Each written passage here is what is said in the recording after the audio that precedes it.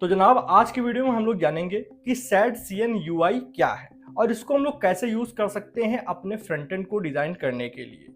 और भी काफी सारे इंफॉर्मेशन सैड सीएन से रिलेटेड मिलेगी। ये वीडियो हम लोग उस प्लेलिस्ट में ऐड करने वाले जिसमें हम लोग सभी टेक्नोलॉजीज के बारे में बात करते हैं और एक इंट्रोडक्शन वीडियो में सारी जानकारी देते हैं। तो इस वीडियो को देखने के बाद आपको सैड सीएन के बारे में सारी नॉलेज हो जाएगी। प्लस हम लोग इसको रिएक्ट के साथ यूज भी करके देखेंगे कि कैसे इसको इंस्टॉल करना है रिएक्ट जीएस के साथ में।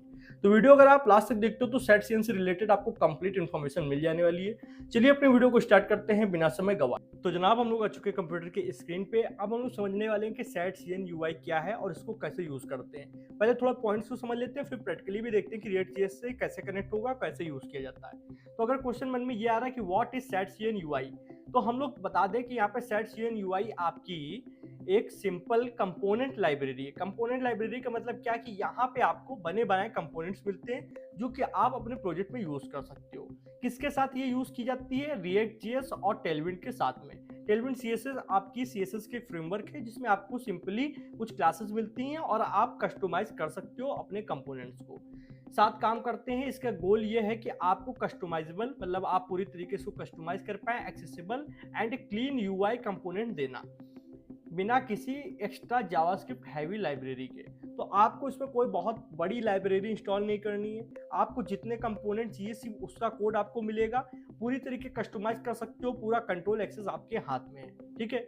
उसके साथ में बिल्ड में क्या करना, क्या क्या चीजें यूज होती हैं? रिएक्ट जीएस जो कि आपकी जावास्क्रिप्ट की फ्रेमवर्क है। वैसे तो रिएक्ट आपकी लाइब्रेरी होती है आप बोलोगे, पर एक तरीके से उसको फ्रेमवर्क हम लोग बोल सकते हैं। टेलविंड सीएसएस जो कि सीएसएस की फ्रेमवर्क है।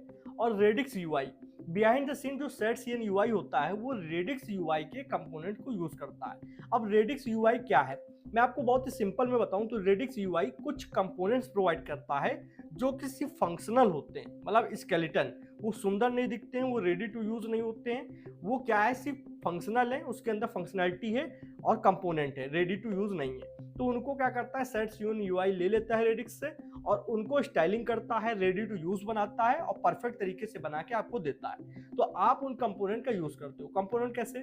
जैसे आपके मान लो कार्ड हो गया, कैरोसोल हो गया, उसके बाद में बटन हो गई, बैजेस हो गया और विभिन्न तरीके की चीजें जो आप यूज करते हो वो सारी आपको कंपोनेंट के रूप में मिलती हैं। ये टाइप स्क्रिप्ट का काफी ज्यादा सपोर्ट करता है। अगर आप टाइप स्क्रिप्ट से प्रोजेक्ट को बना रहे हो तो बहुत ही इजीली आपको पड़ेगा। सेट सीएन यूआई को readymade library like material UI नहीं है।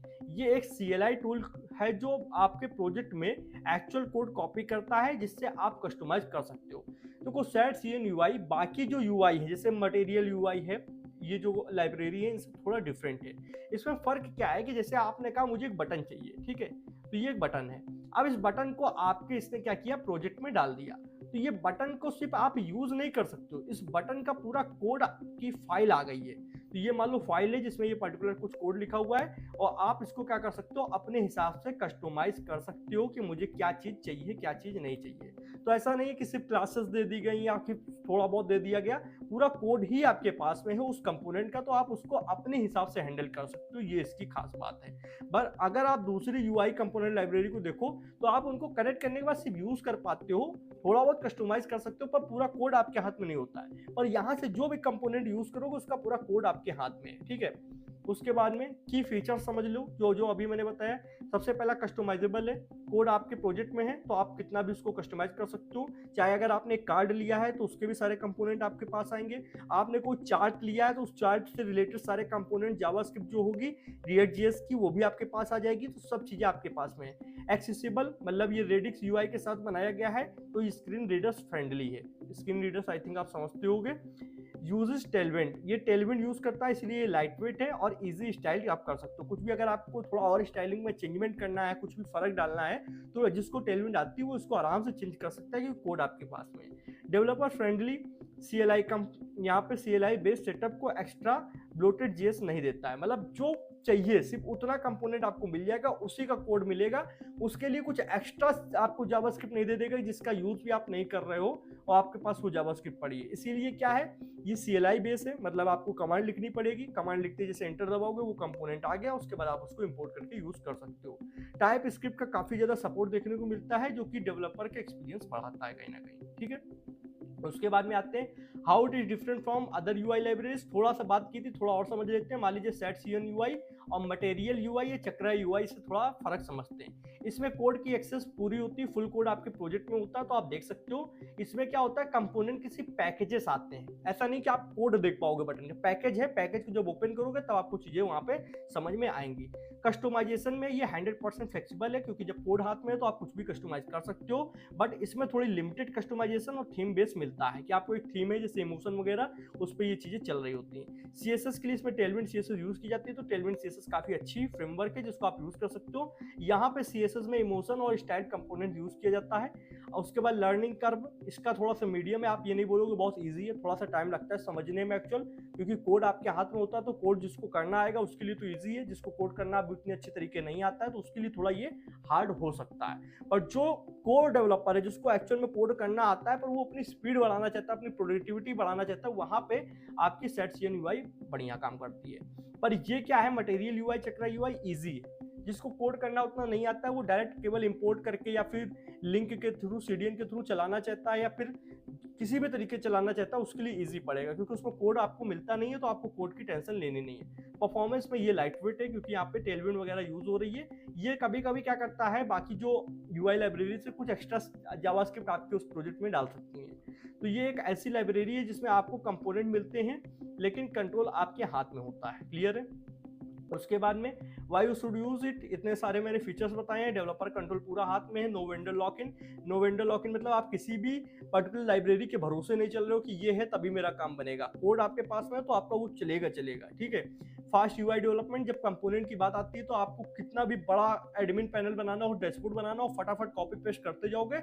और फुली फंक्शनल मतलब HTML तो जो होती है, साथ में स्टाइलिंग भी और जावास्क्रिप्ट की फंक्शनैलिटी भी, पूरी फंक्शनल रिएक्ट के कंपोनेंट मिलते हैं और बहुत ही मस्त तरीके से आप पूरी वेबसाइट तैयार कर सकते हो। ये किसके साथ, जितने मॉडर्न टेक स्टैक है, नेक्स्ट.js या फिर वेट का यूज करते हुए React.js आप बना रहे हो, सब में यूज हो जाएगी। और ग्रेट क्या है, प्रोडक्शन रेडी एप्स के लिए, ठीक है। तो कभी भी अगर कोई ऐसी application, dashboard, admin panel, SaaS कुछ बना रहे हो, फास्टली ले जाना है, मटेरियल यूआई यूज कर लो फटाफट, सॉरी मटेरियल नहीं, सेट सीएन यूआई यूज कर लो। और डेवलपमेंट के लिए भी फास्ट है और प्रोडक्शन के लिए भी फास्ट है, ओके। यूज केसेस, डैशबोर्ड बनाना हो, एडमिन पैनल बनाना हो, मार्केटिंग साइट बनानी हो, सैस प्रोडक्ट बनाना हो, पोर्टफोलियो बनाना हो, या कोई अदर वेब एप्लीकेशन बनाना हो, सबके साथ बेहतरीन तरीके से काम करेगा। तो आई होप आपको यहाँ तक क्लियर हुआ होगा। लिमिटेशंस थोड़ा और बता देता हूँ कि क्या क्या लिमिटेशन है। बिगिनर के लिए थोड़ा कॉम्प्लेक्स लग सकता है, क्योंकि जिसको कोड अच्छे से आता होगा उसके लिए तो ईजी है, पर जिसको कोड की अभी नॉलेज नहीं है तो कंपोनेंट को समझना थोड़ा टाइम लगेगा।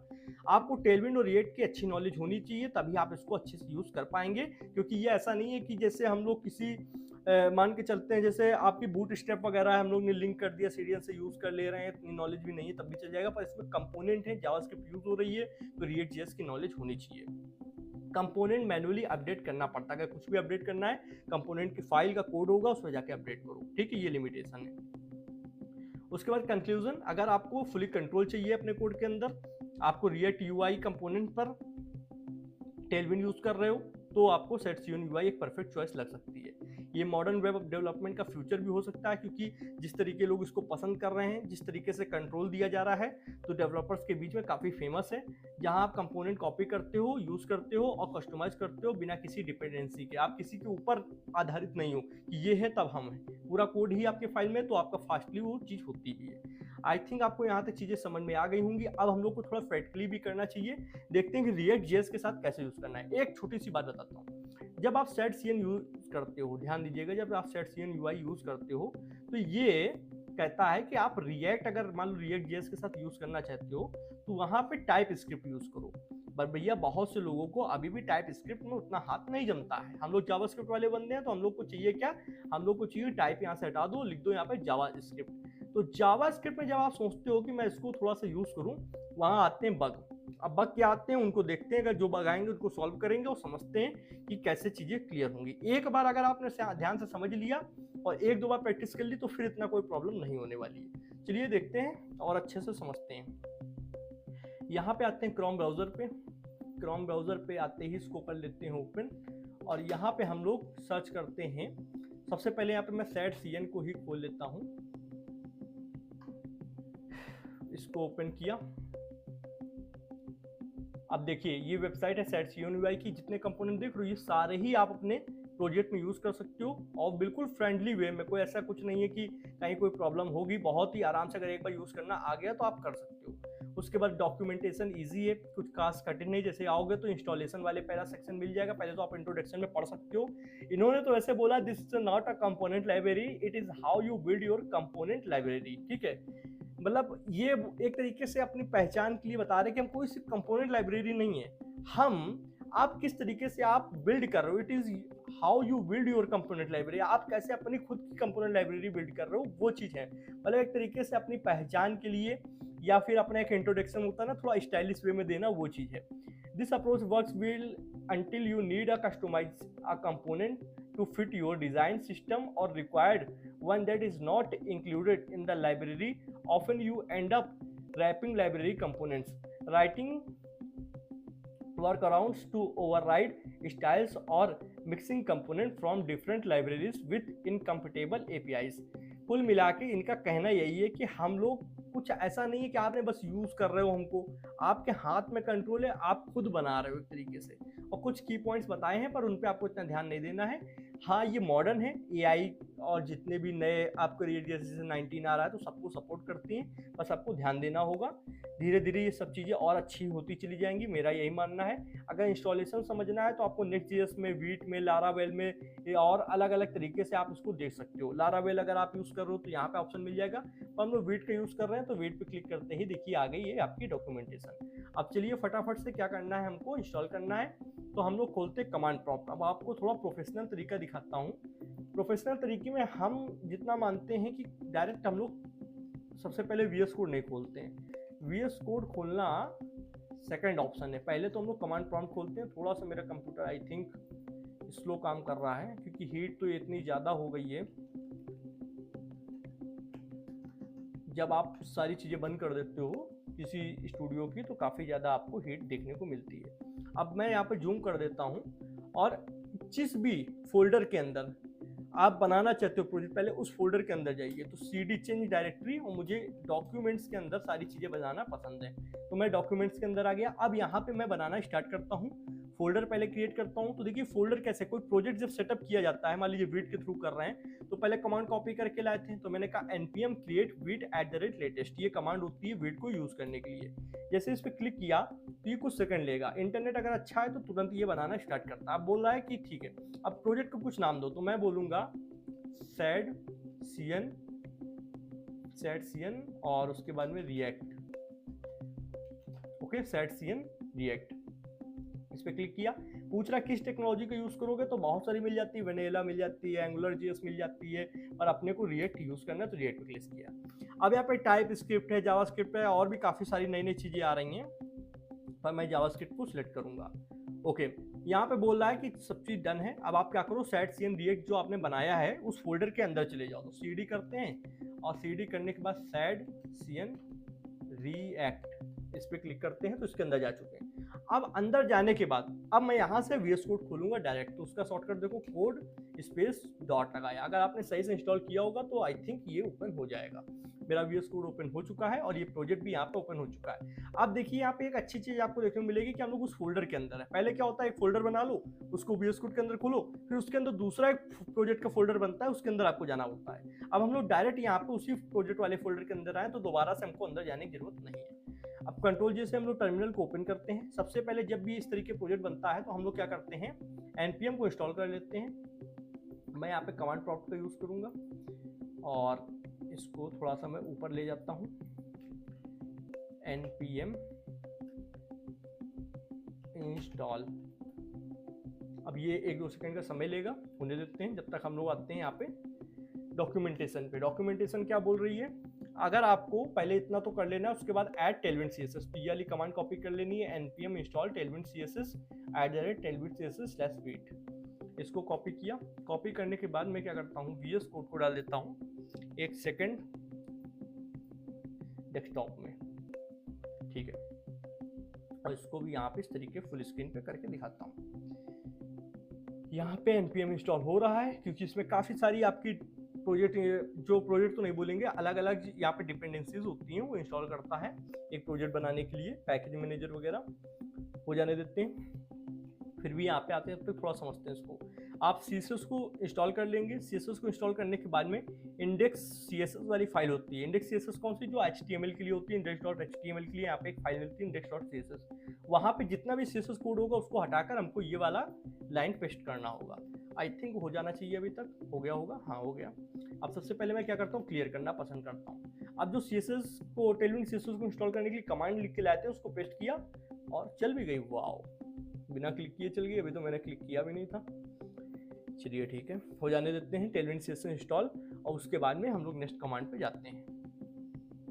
नेक्स्ट इसको कॉपी कर लेते हैं, जैसे ये होगी कंप्लीट। तो अब हमको जाना है SRC के अंदर। SRC के अंदर आपको यहाँ पे index.css वाली फाइल पे जाना है। तो आपको कुछ पहले से बिल्ट इन CSS दिखेगी, कंट्रोल A से सिलेक्ट करना है, हटा देना है और यहाँ पे इस वाली लाइन को पेस्ट कर देना है। क्लियर है? चलो इतना हो गया। अब आते हैं नेक्स्ट, देखते हैं क्या करना है। अब यहाँ पे ये कुछ बोल रहा है tsconfig.json फाइल को करना है। ये हम लोग करेंगे। पहले आप एक नेक्स्ट स्टेप देखो। अगर हम लोगों ने यहाँ पे टाइप स्क्रिप्ट का यूज किया होता तो काफी सिंपल चीजें थी। वहां पे आपको एक फाइल देखने को मिलती है tsconfig.json फाइल, और वहां पे ये कोड आपको पेस्ट करना होता। बट अभी हमारे पास कुछ ऐसी फाइल है नहीं, क्योंकि हम लोग जावास्क्रिप्ट का यूज कर रहे हैं। तो थोड़ा नीचे आते हैं। नीचे आने पे हम लोग और थोड़ा आते हैं, ये 6 वाले नंबर पे रन द CLI। इस पे जैसे इसको कॉपी करेंगे तो देखिए क्या एरर आता है या नहीं आता है। 6 नंबर वाली लाइन को अब करते हैं डायरेक्ट हम लोग चलाने की कोशिश करते हैं। 90% केस में एरर आएगा जरूर, तो उसका भी हम लोग कुछ शॉर्टकट निकालेंगे। इसने कुछ पैकेजेस इंस्टॉल किए पर एक में एरर आ गया। इसने बोला no import alias found in your tsconfig.json।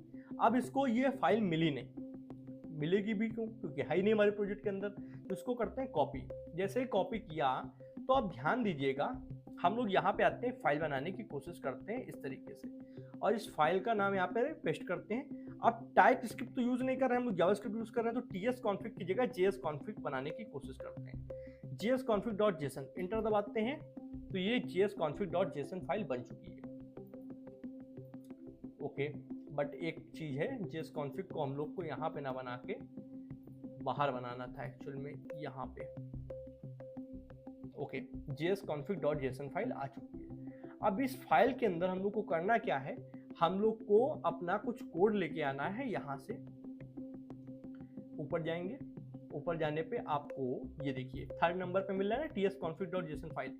इस कोड को कर लेते हैं कॉपी यहाँ से, और कॉपी करने के बाद आते हैं इस फाइल के अंदर और यहाँ पे हम लोग करते हैं पेस्ट। अब पेस्ट करने पे देखिए वैसे तो कोई एरर आ नहीं रहा है। कभी बाई चांस एरर आ जाए तो इतना कोड, ये देखिए ऊपर का इतना कोड आप हटा भी सकते हो। पर अगर एरर नहीं आ रहा तो बिल्कुल भी मत हटाइएगा, चीज़ें जैसी चल रही हैं चलने दीजिएगा। बट अब हम लोग को नेक्स्ट स्टेप पे आगे बढ़ना है। टर्मिनल पे आ चुके हैं। मैं क्लियर स्क्रीन करना बहुत ही ज़्यादा पसंद करता हूँ, जिससे चीज़ें स्मूथली होती जाएं। ओके, अब मैं यहाँ आता हूँ। ये वाली अगर सब कुछ सक्सेसफुली हो गई होगी तो हम लोग फिर से 6 नंबर वाली कमांड को ट्राई करेंगे। 6 नंबर पे ये npx setcn latest init ये वाली हमको करना है। अगर सब बढ़िया से हुआ होगा तो ये हमारी इंस्टॉल कर देगा इस बार।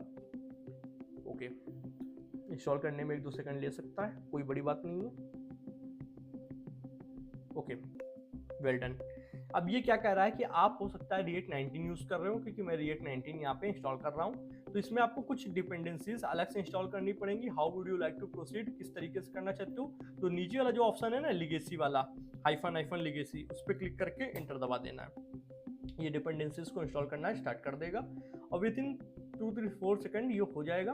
अब हम लोग आते हैं यहाँ पे, ये हो जाएगा। उसके बाद हम लोग क्या करेंगे, अब हमारा समझ लो अगर ये सक्सेसफुली हो गया तो हम लोग यहाँ पे अपने कंपोनेंट को इंस्टॉल कर सकते हैं। तो कंपोनेंट को इंस्टॉल करने से पहले जो ऑलरेडी कुछ चीज़ें होंगी उनको क्लियर करते हैं। तो ये अभी भी इंस्टॉलिंग ले रहा है, हो जाने देते हैं। किसी भी चीज़ को छेड़छाड़ मत करिएगा जब तक कुछ भी इंस्टॉल हो रहा है, क्योंकि होता ना मन में एक चुल होती है कि चलो कुछ कर लेते हैं, खाली नहीं बैठते हैं। तो खाली बैठना भी कभी कभी उत्तम चीज़ होती है।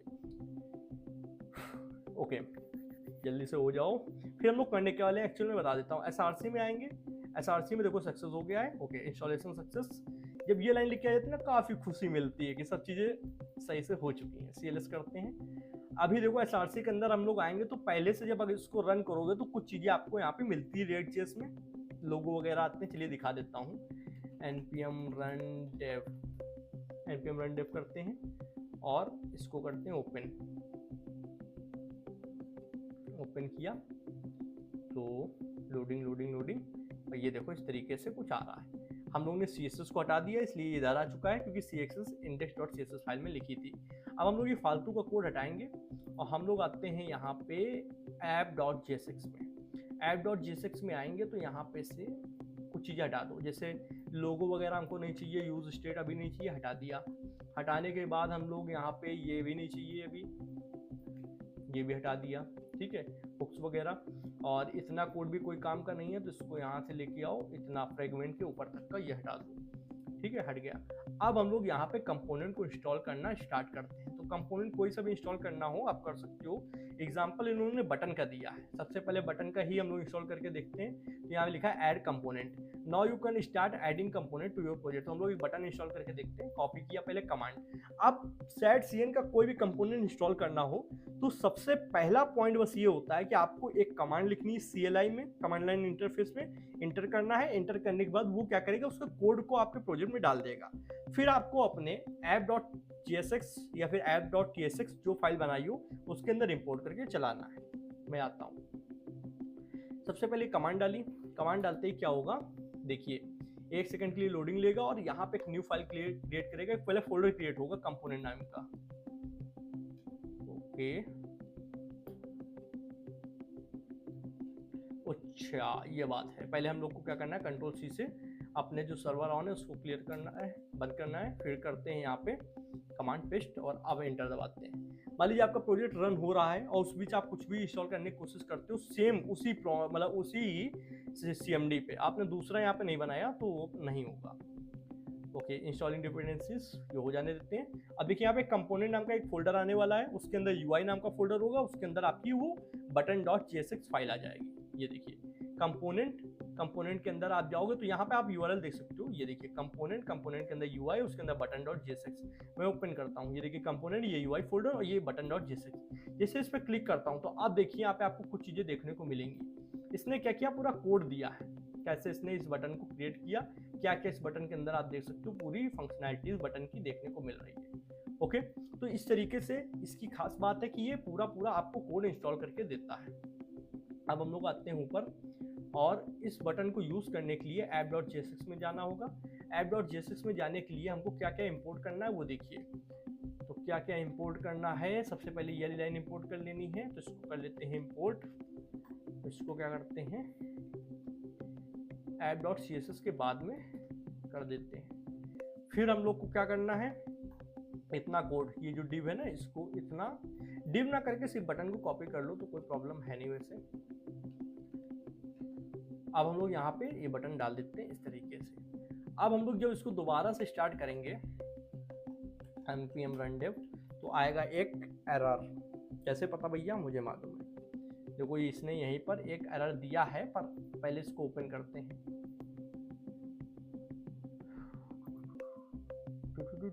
ये देखिए एरर आ रहा है। अब इस एरर को कैसे सॉल्व करेंगे, एरर को सॉल्व करने के लिए हम लोग को बहुत सिंपली आना होगा यहाँ पे आपकी डॉक्यूमेंटेशन पे, और ध्यान से देखिएगा। मैं जो स्टेप बता रहा हूँ वो वीडियो तो आपके पास रहेगी, वीडियो कहीं नहीं जाने वाली। वीडियो को आप चाहें तो स्लो भी कर सकते हैं, यूट्यूब ऑप्शन देता है। तो जो स्टेप मैं ले रहा हूँ उनको या तो कहीं ध्यान से देख के दिमाग में बैठा लो या कहीं लिख लो कि पॉइंट 1 में क्या किया, पॉइंट 2 में क्या किया। और सिर्फ 2 प्रोजेक्ट बना लोगे, 2 या 3 प्रोजेक्ट, तो आपको ये सारी याद हो जाएगी। जैसे मुझे याद है, मैं कहीं देख के नहीं कर रहा हूँ, तो आपको याद हो जाएगी कि क्या क्या स्टेप है। तो अब आपको आना है 5th नंबर वाले ऑप्शन पे, अपडेट vite.config.ts नहीं gs, क्योंकि हमारे पास gs होगी। यहाँ पे आपको ये कुछ कोड मिल रहा है, ये सारा कोड है ना, ये सारा कोड, इसको कर लो कॉपी। ठीक है, ये कर लो कॉपी, और कॉपी करने के बाद अपने कोड पे आओ। जब कोड पे आओगे तो यहाँ पे आपको एक फाइल मिल जाएगी, नीचे आना, vite.config.js। ठीक, अब यहाँ पे पहले से कुछ कोड है तो इसको पूरा सिलेक्ट करके इस पे कर दो नया वाला कोड पेस्ट। तो नया वाला कोड जैसे पेस्ट होगा और एक बार के लिए कर दो सिस्टम को बंद और फिर दोबारा से चालू कर लेना। Ctrl+C से बंद हो जाता है सर्वर, और मैं CLS से क्लियर करता हूँ, npm run dev से दोबारा स्टार्ट करता हूँ, रन dev। ओके, अब मैं यहाँ पे जरा देखता हूँ कि हमारा बटन आया कि नहीं आया। ये बटन आ गया, बटन आ गया। ये देखिए आपका बटन है, फुल फंक्शनल बटन है। अब आप इसमें जैसे यूज करना चाहें कर सकते हैं। मैंने आपको कंपोनेंट इंस्टॉल करना सिखा दिया है। एक और दिखा दूं, पक्की बात है, चलिए आता हूँ। आप लोग बोलते हो तो एक और दिखाता हूँ क्या कर सकता हूँ कंपोनेंट में। देखिए ऊपर ऑप्शन है, डायरेक्ट कंपोनेंट पे क्लिक करो तो कुछ मिल जाए अच्छा सा, कुछ ठीक ठाक सा। चलो कार्ड करते हैं, कार्ड इंस्टॉल करते हैं। कार्ड इंस्टॉल करते हैं तो कार्ड इंस्टॉल करने के लिए आपको ऑप्शन मिल गया। सबसे पहले आपको क्या करना है, जैसे मैंने बताया कि जो कमांड होती है कोई भी कंपोनेंट इंस्टॉल करने की, उसको कॉपी करना है, कमांड लाइन इंटरफेस पे आना है। आप ध्यान दो कि प्रोजेक्ट हमारा रन है, तो पहले एक न्यू टर्मिनल ओपन करो प्लस वाले आइकन पे क्लिक करके। और ये पावर सेल है तो मुझे पावर सेल नहीं यूज करना है। पावर सेल की जगह अगर कमांड प्रॉम्प्ट मिल जाता तो ठीक था। इसको वाले क्लिक कर देते हैं, ठीक है मिल गया। अब मैं क्या करूंगा, सबसे पहले कमांड डालूंगा और इस पर करूंगा क्लिक, तो यहाँ पे ये स्टार्ट हो गया और यहाँ पे मेरे पास card.jsx आने वाली है, ये आ गई। ठीक है, ये कंपोनेंट /UI के अंदर है। ठीक है, ये देखो card.jsx को ऑन ऑफ कर सकते हो ऐसे। अब ये इंस्टॉल तो हो गई है, पर app.jsx के अंदर अगर आप इसको कनेक्ट करना चाहते हो तो देखो कैसे होगा। सिंपली यहाँ जाओ। अब इंपोर्ट वाला आपको लाइन देखनी होती है कि इंपोर्ट कैसे करना है। इसको करना है कॉपी। अब देखो कोई कार्ड होता है तो उसके अंदर काफी सारे कंपोनेंट होते हैं। कार्ड के अंदर कंटेंट होता है, कार्ड के अंदर उसका डिस्क्रिप्शन होता है, फुटर होता है, हेडर होता है, जितना आप डाल सको, टाइटल होता है, इमेज भी होती है। तो जो आप जो डालोगे वो कंपोनेंट बनते जाएंगे, क्योंकि रिएक्ट का फंडामेंटल नियम ही यही है कि उसके अंदर सब चीज एक हेडिंग से लगा के, एक इमेज से लगा के, एक पैराग्राफ से लगा के सब कंपोनेंट है जिनको आप दोबारा भी यूज कर सकते हो। तो मैंने ये इंपोर्ट किया। इंपोर्ट करने के बाद में अब मैं यहाँ पे बटन के नीचे ही इस कार्ड को कनेक्ट करने की ट्राई करता हूँ। ये कार्ड वाला पूरा कोड कॉपी करता हूँ और इस तरीके से यहाँ पे आता हूँ, पेस्ट करता हूँ और मेरे हिसाब से ये आ जाना चाहिए। यस, आ गया। अब ये title, card, footer, description, image जो डालना डाल सकते हो, वेरी सिंपल। ऐसे कोई भी कंपोनेंट, विभिन्न टाइप के कंपोनेंट यहाँ पे मिल जाते हैं। कार्ड है, कैरोसेल, चार्ट है, चेक बॉक्स है, जैसे चेक बॉक्स आप गया। ठीक है, उसके बाद में कॉम्बो बॉक्स है, कमांड, कॉन्टेक्स्ट मेन्यू, इस तरीके से ये सारी चीज़ों का कोड है। देखो एक आपको बस कमांड कॉपी करके CLI में डालनी होती है, एक इंपोर्ट करना होता है, एक का आपको क्या करना होता है, कोड डालना होता है जहाँ से रिटर्न कर रहे हो वहाँ पे। डेटा टेबल है, ये सारी चीज़ें सिंपल हैं, आप इनको इंस्टॉल कर सकते हो। 3 ही स्टेप हैं, वैसे कुछ ज़्यादा है नहीं। ठीक है, आई होप आपको ये पूरा समझ में आया होगा कि setCNUI कैसे यूज़ करते हैं, कैसे इसको React.js के साथ यूज़ करते हैं with JavaScript, not a type script. और क्या होता है वो तो यार बेसिक फंडामेंटल है, आप जान ही चुके हो। जावास्क्रिप्ट के साथ काफ़ी लोग यूज़ नहीं कर पाते थे क्योंकि एरर आता था। एरर नहीं आएगा, सिर्फ 2 चीज़ें मैंने एक्स्ट्रा करी हैं, मैं बता देता हूँ। जैसे इंस्टॉलेशन करना है सब सेम वैसे ही कर लेना। सिर्फ एक फाइल बना देना यहाँ पे, ये वाली jsconfig.json, और इसको बनाने के बाद ये जो कोड देते हैं ये लोग, डॉक्यूमेंटेशन पे आओगे, वीट पे आ जाओ, ये tsconfig.json फाइल वाला, ये वाला तीसरे नंबर वाला, इसका सारा कोड यहाँ पे jsconfig.json में डाल दो। और एक और छोटी सी चीज कर लेना, ये आप जैसे ही आओगे 5th नंबर पे, तो ये 5th नंबर पे white.config.js वाला जो ये कोड है, इसको कॉपी करके ये white वाली फाइल में डाल देना। बाकी जैसे इन्होंने बताया है स्टेप बाय स्टेप वैसे ही करते जाना बस। ठीक है, और कमांड कौन सी नहीं डालनी है, ये वाली कमांड आपको यूज नहीं करनी है, कोई जरूरत नहीं है। 5th नंबर वाली, इसका कोड अगर आपने डाल दिया तो कमांड डालने की जरूरत नहीं है।